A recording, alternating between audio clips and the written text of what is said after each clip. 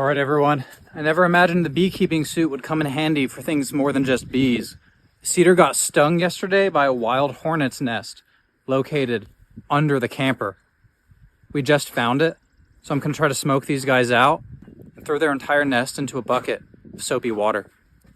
So we're beginners when it comes to beekeeping, so we have very primitive tools and understandings of how bees behave, but in this case we're dealing with hornets.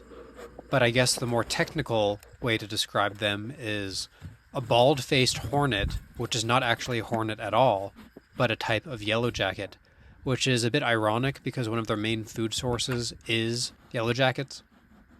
But anyway, you can see here, it's not a giant nest, but it is big enough to be concerned about. The thing about bald-faced hornets is they're very territorial, and they tend to attack anyone that's in their domain, even if you haven't disturbed them in any way.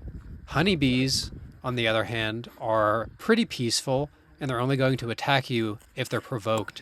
And even then, they might not even chase you that far, unless they're hybrid with Africanized honeybees.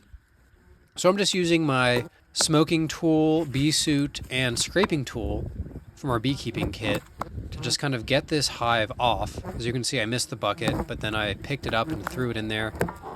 Off camera, I kind of squished that down into a pulp, down into that bucket of water.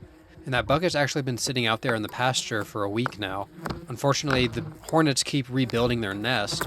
I keep putting the bee suit back on and kind of squishing any of their progress before it gets remotely near the size of the one that you saw me remove here.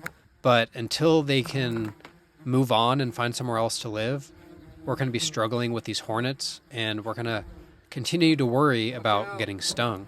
They're actually swarming my iPhone on the tripod right now, and I found stingers all over it. So anyway, if you want to see more DIY homestead related stuff, go ahead and subscribe to our channel, and we'll see you back here next time on Kind Heart Homestead. Thanks for watching.